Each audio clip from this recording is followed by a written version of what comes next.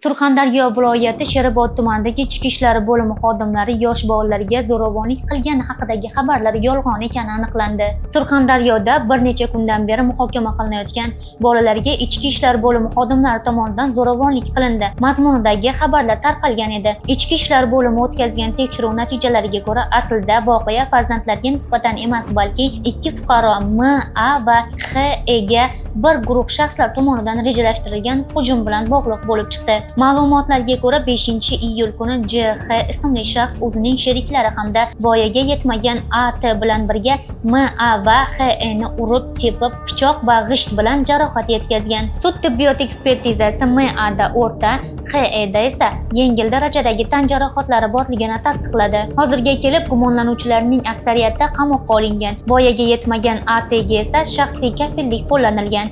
Ish yakunlanib, sud va prokuraturaga topshirilgan. Ijtimoiy tarmoqlarda tarqalgan ichki ishlar bo'limi xodimlari tomonidan bosim o'tkazildi degan e'tirozlar ham tekshirildi va asossiz deb topildi. Ichki ishlar bo'limi esa aholiga tasdiqlanmagan shov-shuvli xabarlarga ishonmaslikni va ularni tarqatmaslikni, yolg'on xabar tarqalgan shaxslar bo'yicha qonuniy choralar ko'rilishini ta'kidladi. Eng so'nggi xabar va yangiliklardan xabardor bo'lish uchun Jonli Surxon kanaliga obuna bo'lishni unutmang.